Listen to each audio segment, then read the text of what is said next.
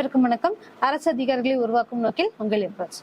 நம்ம இதுக்கு முன்னாடி இருக்கக்கூடிய வீடியோல எல்லாமே பாக்ஸ் கண்டெஸ்ட் நம்ம பார்த்துட்டு இருக்கோம். இதுக்கு முன்னாடி இருக்கக்கூடிய வீடியோல ஆங்கிலோ மைசூர் வார்க்கு முன்னாடி வரைக்கும் நம்ம பார்த்துருக்கோம், கர்நாடிக் வார் வரைக்கும் பார்த்திருப்போம்.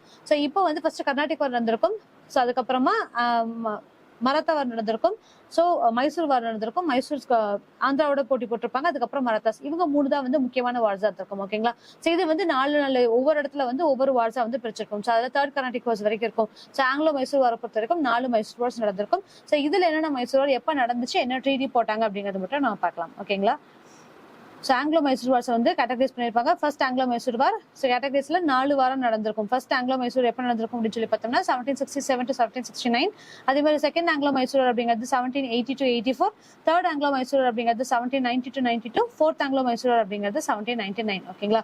ஃபர்ஸ்ட் ஆங்கிலோ மைசூர் அப்படின்னு சொல்றது என்ன அப்படின்னா 1767 to 69. இதுல என்ன ட்ரீட்டி போட்டிருப்பாங்க அப்படின்னு சொல்லி பார்த்தோம்னா ட்ரீட்டி ஆஃப் மெட்ராஸ் 1769. இது எதனால அப்படின்னு சொல்லி பார்த்தோம்னா ஹைதர் அலிக்கும் பிரெஞ்சுக்கும் நடுவில் ஒரு ரிலேஷன்ஷிப் நடந்திருக்கும்.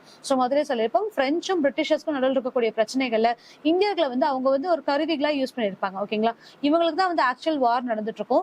அதுல நம்ம கிட்ட இருக்கக்கூடிய ஒற்றுமையும் அவங்களுக்கு சாதகமா இருந்திருக்கும். ஓகேங்களா? அப்ப ஹைதர் அலி பிரெஞ்சு கிட்ட ரொம்பவே நெருங்கி பழகுறாங்க அப்படிங்கிற ஒரு விஷயத்துக்காக என்ன பண்ணிருப்பாங்க அப்படின்னு சொல்லி பார்த்தோம்னா பிரிட்டிஷர்ஸ்க்கு அதை பிரிக்கணும் அப்படிங்கிறதுக்காக அவங்களுடைய படைகள் ஆர்மிஸ் ஸ்ட்ராங் ஆக்க கூடாது அப்படிங்கிறதுக்காக கொண்டு வரப்பட்டதான் இந்த வார்ஸ் எல்லாமே நடந்திருக்கும். ஓகேங்களா? ட்ரீட்டி ஆஃப் மெட்ராஸ் எப்ப நடந்துச்சு அப்படின்னா 1769 நடந்திருக்கும். அடுத்தது செகண்ட் ஆங்கிலோ மைசூர் வார். இது 1780 to 84 நடந்திருக்கும். இங்க என்ன அப்படின்னு சொல்லி பார்த்தோம்னா இங்க என்ன ட்ரீட்டி போட்டிருப்பாங்க அப்படின்னு சொல்லி பார்த்தோம்னா ட்ரீட்டி ஆஃப் மேங்களூர் வந்திருக்கும். ட்ரீட்டி ஆஃப் மேங்களூர் அப்படிங்கிறது 1784. அதே மாதிரி third Anglo Mysore war 1790 to 92. இது எதனால அப்படின்னு சொல்லி பார்த்தோம்னா திப்பு அடுத்தது ஹைதர் அலிக்கு அப்புறம் அவருடைய மகன் திப்பு வந்திருப்பாரு. ஓகேங்களா? இங்க ட்ரீட்டி ஆஃப் ஸ்ரீரங்கப்பட்டினம் அப்படின்னு சொல்லி நடந்திருக்கும் 1792. இங்கேயுமே பார்த்தோம் அப்படின்னா திப்பு அவங்க எதுவுமே அக்செப்ட் பண்ணிருக்க மாட்டாங்க. அதுக்கப்புறம் தான் ஃபோர்த் ஆங்கிலோ மைசூர் வார் நடந்திருக்கும். ஃபோர்த் ஆங்கிலோ மைசூர் வார் 1799. இதுக்கப்புறமா என்ன பண்ணிருப்பாங்கன்னா திப்பு அவங்களுடைய குடும்பத்தையே நாடு கடத்திருப்பாங்க. ஓகேங்களா? இதுதான் நம்மளுடைய புரட்சியை பின்னாடி நம்ம பார்ப்போம், வேலூர் புரட்சி அப்படின்னு சொல்லி பார்ப்போம்.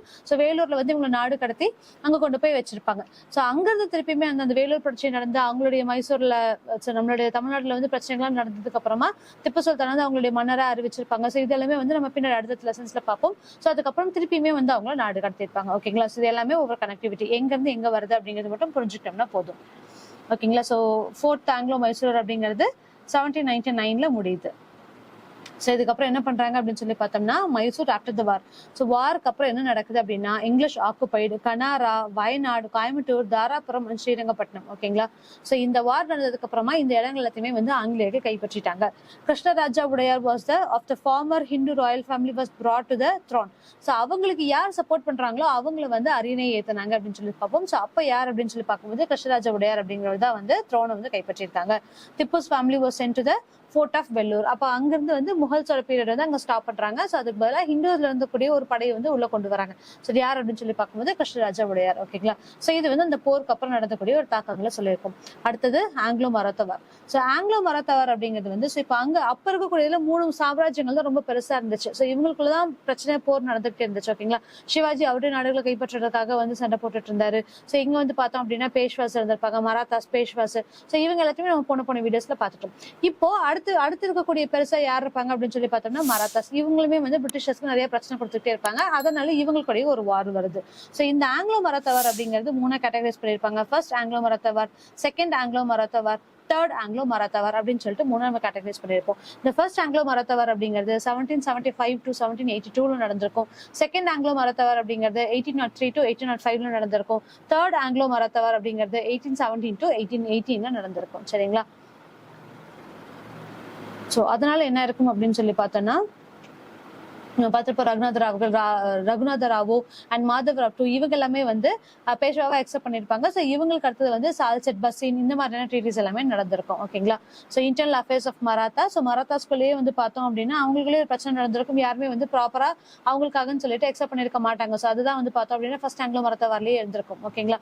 ஹோல்கர் சார்ந்தவங்க இருப்பாங்க. அவங்க நம்ம பார்த்தால ஒரு 5 ப்ராமினன்ட் ரூலர் இருப்பாங்கல்ல. அவங்களுக்குள்ளேயே ஒற்றுமையே இருந்திருக்காது. ஒருத்தவங்க மாத்தி மாத்தி அடிச்சிட்டு இருந்திருப்பாங்க. இதனாலதான் பிரிட்டிஷர்ஸ் உள்ள வந்திருக்காங்க. ஷார்ட் அண்ட் ஸ்வீட்டா இவ்வளவுதான். ஓகேங்களா. செகண்ட் ஆங்கிலோ மராத்தா வார் அப்படிங்கிறது எப்போ நடந்திருக்கும் அப்படின்னா 1803 to 1805 நடந்திருக்கும்.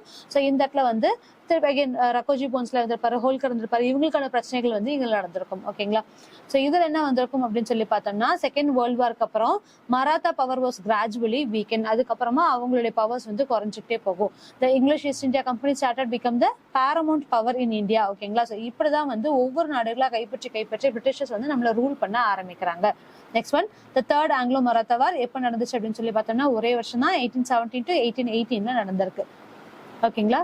ஸோ இதுக்கும் என்ன ரீசன் அப்படின்னு சொல்லி பார்த்தோம்னா conflict between the British East India Company and Maratha empire. So இவங்களை வந்து இவங்க எக்ஸப்ட் பண்ணிருக்க மாட்டாங்க. இந்த கான்ஃபிளிக்னால தான் வந்து தேர்ட் ஆங்கிலோ மராத்தா வார் நடந்திருக்கும். ஓகேங்களா. ஸோ அடுத்தது இதுல வந்து பாஜிராவ் 2 வந்திருப்பாரு. ஸோ இவர் மூலியமா இவரால் நடக்க முடியாது அப்படிங்கறதுனால இவங்களுக்கு வந்து உங்களுடைய நாடு ஒரு ஒப்பந்தம் போட்டிருப்பாங்க. ஸோ இதுக்கு மேலே நான் உனக்கு ஓய்வூதியம் கொடுக்குறேன், உன்னோட நாடு எல்லாத்தையும் நீ எனக்கு கொடுத்துரு அப்படின்னு சொல்லிட்டு ஒரு போர் புடிஞ்சு இவங்களால முடியாம சொல்லி கடைசியில இவங்களுமே வந்து சரணடைஞ்சிருப்பாங்க. ஓகேங்களா. ஸோ இதோட ரிசல்ட்ஸ் பார்க்கலாம். ஸோ ரிசல்ட் என்ன அப்படின்னா Maratha confederacy was dissolved and Peshwaship was abolished. ஓகேங்களா. ஸோ மராத்தாவே இருக்காது, பேஷ்வாவையும் வந்து அபாலிஷ் பண்ணிருப்பாங்க. இது கிடையாது அப்படின்னு சொல்லிட்டு most of the territory of Peshwa Bajirao 2 was annexed and become part of the Bombay presidency. புரிஞ்சுதுங்களா. ஸோ எல்லாமே வந்து என்ன பண்ணிருப்பாங்க, பாம்பே பிரசிடென்சி கீழே கொண்டு வந்திருப்பாங்க. The defeat of the Bhonsle and Holkar also resulted in the acquisition of the Marathas kingdom of Nagpur and Indore by the British. So இந்த ரெண்டு பேரும் வந்து இவங்க தோற்கடிச்சது வந்து ஆட்டோமேட்டிக்கா நாக்பூரும் இண்டோரும் வந்து இவங்க கிட்ட விழுந்துருச்சு அப்படின்னு நம்ம பார்ப்போம். The Bajirao II, the last Peshwa of Maratha, was given an annual pension of 8 lakh rupees. So கடைசி என்ன பண்ணிருப்பாங்க, இரண்டாம் பாஜிராவ் 2 வந்து அவங்களுக்காக சொல்லிட்டு ஒரு ஆனுவல் இன்கமா ஒரு பென்ஷன் கொடுத்திருப்பாங்க. எவ்வளவு அப்படின்னு சொல்லி பார்த்தோம்னா 8 lakhs rupees வந்து அவங்களுக்கு கொடுத்திருப்பாங்க அப்படிங்கறத பார்க்கலாம். So British administrative organisation in India. So இதுக்கப்புறம் என்ன ஆயிடுச்சு, எல்லாமே வந்து ஆல்மோஸ்ட் அவங்க கைப்பற்றிட்டாங்க. ஸோ இதுக்கப்புறம் இவங்களுடைய அட்மினிஸ்ட்ரேட்டிவ் எப்படி இருந்துச்சு அப்படிங்கிறது அதுல சொல்லியிருப்பாங்க. ஸோ என்ன பண்ணிருப்பாங்க, சிவில் சர்வீஸ் அப்படிங்கிறத கொண்டு வந்திருக்குன்னு சொல்லியிருப்பாங்க. ஸோ எல்லாருமே அவங்க நம்மள ரூல் பண்ண ஆரம்பிச்சுட்டாங்க. ஓகேங்களா. ஸோ அந்த டைம்ல என்னவா இருந்துச்சு அப்படின்னா இவங்களுக்கு என்னென்ன தேவை இருந்துச்சோ அது எல்லாமே வந்து நம்ம கிட்ட இம்போஸ் பண்ணிட்டு இருந்தாங்க. என்னன்னாலும் இந்தியர்களை வந்து ஒரு உயர்ந்த பதவிகளுக்கோ அவங்களுக்காக சொல்லிட்டு ஒரு எஸ்டாப்ளிஷ்டான ஒரு போஸ்டிங்ஸ் எதுவுமே கொடுத்திருக்க மாட்டாங்க. சரிங்களா. அதுல கொடுத்திருப்பாங்க. ஸோ இந்த பாக்ஸ் என்ன கொடுத்திருக்காங்க அப்படின்னு சொல்லி பார்த்தோம்னா சத்யேந்திரநாத் தாகூர். ஸோ யார் அப்படின்னு சொல்லி பார்த்தோம்னா ரவீந்திரநாத் தாகூருடைய அண்ணா. The elder brother of poet Rabindranath Tagore was the first Indian to pass the ICS examination in 1863. So இப்போ இங்க என்ன பண்ணிருப்பாங்க, இந்தியன் சிவில் சர்வீஸ் அப்படிங்கறத உருவாக்கி இருப்பாங்க. ஸோ இது எதுக்காக அப்படின்னு சொல்லி பார்த்தோம்னா இந்தியர்களை அதாவது நிறத்துல வந்து பிரிட்டிஷர்ஸுடைய வேலைகள் எல்லாமே அவங்களால செய்ய முடியறது இல்லை, அங்கிருந்து மக்களை இங்க இம்போர்ட் பண்ண முடியறது இல்லை. ஸோ அதனால படிச்ச கொஞ்சம் நடுத்தர வர்க்கத்துல சார்ந்தவங்க இருப்பாங்க. ஸோ இவங்க வந்து பிரிட்டிஷருக்கு சப்போர்ட் பண்ணுவாங்க அப்படிங்கிற தாட்ல வந்து இங்க சிவில் சர்வீசஸ் எல்லாமே உருவாக ஆரம்பிச்சது. ஓகேங்களா. சோ இப்படிதான் வந்து நாளடைவில் என்ன ஆக ஆரம்பிச்சது அப்படின்னா திருப்பியுமே இவங்களுடைய அடிமைத்தனம் வந்து தாங்க முடியாம ஒவ்வொன்றும் பெசன்ஸ் வாரா ரிவோல்ட்ஸா வந்து உருவாக ஆரம்பிக்குது. ஓகேங்களா. சோ அடுத்த பாக்ஸ் என்னன்னு பார்க்கலாம். Strength of British army. So British army நம்ம கிட்ட என்ன இல்லையோ அதுதான் இவங்க கிட்ட இருந்துச்சு. ஸோ நம்ம கிட்ட இப்போ ஒற்றுமை இல்லை, எல்லாருமே சேர்ந்திருந்தோம் அப்படின்னா இன்னொருத்தவங்க வந்து இன்வைட் பண்ணி நம்மள ரூல் பண்ணக்கூடிய அவசியம் நம்மளுக்கு இருந்திருக்காது.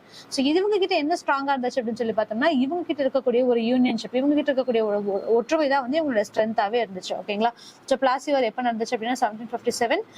1950 1950 European infantries, 100 European artillery, 50 English sailors and 2,100 Indian sepoys and English army of 6,000 troops was maintained in Bengal. ஓகேங்களா. ஸோ பிளாசி வார் நடந்திருக்கும். ஸோ இதுல வந்து இத்தனை பேர்த்த வந்து அவங்க அங்க மெயின்டைன் பண்ணிட்டு இருந்தாங்க அப்படிங்கறத சொல்லிருப்பாங்க. இத்தனை பேர்கள் சேர்ந்த ஒரு படைகளை வந்து அவங்க உருவாக்கி இருப்பாங்க. In 1857, the strength of the army in India was 3,11,400, of whom 2,65,900 were Indians. Its officers were British. உங்களுக்கு புரியுதா. ஸோ என்ன பண்ணிருக்காங்க அப்படின்னா ஒரு ஆர்மி கிரியேட் பண்றாங்க. அந்த ஆர்மியில எத்தனை பேர் இருக்காங்க அப்படின்னு சொல்லி பார்த்தோம்னா 3,11,400 பேர். 3,11,400 இருந்திருப்பாங்க. அதுல 2,65,900 வந்து இந்தியன்ஸா தான் இருந்திருப்பாங்க. ஸோ ரொம்ப கம்மியான பர்சன்டேஜா வந்து பிரிட்டிஷர்ஸ் இருந்திருப்பாங்க. ஆனா இதுல இவங்களை யாரு ரூல் பண்ணிட்டு இருந்தாங்க அப்படின்னு சொல்லி பார்த்தோம்னா பிரிட்டிஷர்ஸ். இப்படிதான் வந்து அவங்க நம்மள அடிமைப்படுத்த ஆரம்பிக்கிறாங்க. ஓகேங்களா. So police and judicial systems எல்லாமே கொடுத்திருக்காங்க. ஸோ இந்த டூயினோ பாக்ஸ்ல சர் எலிஜா இம்பே. ஓகேங்களா. Sir Elijah Impey was the first chief justice of the supreme court at Fort William in Bengal. Bengal இருக்கக்கூடிய முதல் சீஃப் ஜஸ்டிஸ் யார் அப்படின்னு சொல்லி பார்த்தோம்னா sir Elijah Impey. Sir Thiruvarur Muthuswamy was the first Indian chief justice of the Madras high court. So இந்த டைம்ல D Muthusamy அப்படின்னு சொல்லக்கூடிய இவர் தான் வந்து என்ன பண்ணிருப்பாங்க அப்படின்னு சொல்லி பார்த்தோம்னா மெட்ராஸ் ஹைகோர்ட்டோட சீஃப் ஜஸ்டிஸா வந்து நியமிச்சிருப்பாங்க. ஸோ இவரை நியமிச்சது வெரி ஃபர்ஸ்ட் டைம் வந்து நம்ம இந்தியங்களுக்கு ஒரு ரெகக்னைசேஷன் கொடுக்குறாங்க. ஆனா இப்படி நியமிச்சதுல வந்து நிறைய பிரச்சனைகள் வந்திருக்கும். அது எப்படி ஒரு இந்தியன் வந்து நம்மளுக்கு ரூல் பண்ண முடியும் அப்படிங்கக்கூடிய இஷ்யூஸ் எல்லாமே நடந்திருக்கும். இதுக்கப்புறமா தான் ஸோ இது யார் வந்து இது எல்லாத்தையும் வந்து விமர்சிச்சு எழுதியிருப்பாங்க அப்படின்னு சொல்லி பார்த்தோம்னா எல்லாமே வந்து பிரிட்டிஷ் மேகசின்ஸா இருக்கும். ஸோ அதுக்கப்புறமா அங்க இருக்கக்கூடிய மிடில் கிளாஸ் பீப்புள் என்ன நினைச்சிருப்பாங்க அப்படின்னு சொல்லி பார்த்தோம்னா நம்ம கிட்ட நம்மளுடைய கருத்துக்களை சொல்றதுக்கு ஒரு டெய்லி நியூஸ் பேப்பர்ஸே நம்ம கிட்ட இல்லை அப்படிங்கறதுனால அதுக்கப்புறமா அந்த கருத்து சுதந்திரத்துக்காகன்னு சொல்லிட்டு நிறைய செய்தித்தாள்கள், நியூஸ் பேப்பர்ஸ் அண்ட் மேகசின்ஸ் இதெல்லாமே வந்து வெளிவிட ஆரம்பிச்சிருப்பாங்க. ஓகேங்களா? ஸோ அதெல்லாம் அடுத்த லெசன்ஸ்ல பார்க்கலாம். ஸோ இங்க என்ன கொடுத்துருக்காங்க அப்படின்னா சப்சிடரி அலையன்ஸ் 1798 துணைப்படை திட்டம். ஸோ யார் கொண்டு வந்திருப்பாங்க அப்படின்னு சொல்லி பார்த்தோம்னா லார்ட் வெல்லஸ்லி கொண்டு வந்திருப்பாங்க. ஓகேங்களா? சோ இதுல the first Indian state to accept the subsidiary alliance was Hyderabad. ஓகேங்களா? சோ துணைப்படை திட்டத்தை யார் வந்து ஃபர்ஸ்ட் அக்செப்ட் பண்ணிட்டாங்க அப்படின்னு சொல்லி பார்க்கும்போது was Hyderabad 1798. It was followed by Tanjore 1799, Oudh 1801, Peshwa 1802, Bhonsle 1803, Gwalior 1804, Indore 1817, Jaipur, Udaipur and Jodhpur in 1818. So இவங்கெல்லாம் வந்து பார்த்தோம் அப்படின்னா இந்த சப்சிடரி அலையன்ஸை வந்து அக்செப்ட் பண்ணிக்க ஆரம்பிச்சிட்டாங்க. ஸோ அதில் ஃபர்ஸ்ட் யார் அப்படின்னு சொல்லி பார்க்கும்போது ஹைதராபாத் 1798. அதே மாதிரி டாக்டர் ஆஃப் லேப்ஸ் ஓகேங்களா 1848. ஸோ இது என்ன அப்படின்னு சொல்லி பார்த்தோம்னா வாரிசுறப்பு கொள்கை அப்படின்னு சொல்லுவோம். ஸோ இது வந்து எப்போ கொண்டு வந்தாங்க 1848. டாக்டர் ஆஃப் லேப்ஸை யார் கொண்டு வந்திருப்பாங்க அப்படின்னு சொல்லி பார்த்தோம்னா லார்ட் டல்ஹௌசி. ஓகேங்களா? So இந்த பாக்ஸ் என்ன கொடுத்திருக்காங்கன்னு பார்க்கலாம். By applying the doctrine of lapse policy, Dalhousie annexed Sadara in 1848. So first யார் உள்ள வந்தாங்க அப்படின்னு சொல்லி கேட்டோம்னா அது வந்து சதாரா. ஓகேங்களா? அதுக்கப்புறமா Jaipur and Sambalpur in 1849, பாகட் in 1850 and Udaipur in 1852, Jhansi in 1853 and Nagpur in 1854. So இவங்க எல்லாமே அதுக்கப்புறம் டாக்டரின் ஆஃப் லேப்ஸ்குள்ள வந்து கட்டாயப்பட்டு இவங்க உள்ள கொண்டு வந்திருப்பாங்க. ஸோ இவங்களுக்கு வாரிசு எதுவுமே இல்லை அப்படிங்கறதுனால இவங்க வந்து பிரிட்டிஷர்ஸ் கீழே வரணும் அப்படிங்கிறதுக்கான ரூல்ல ஆளாக்கப்பட்டிருப்பாங்க. ஓகேங்களா?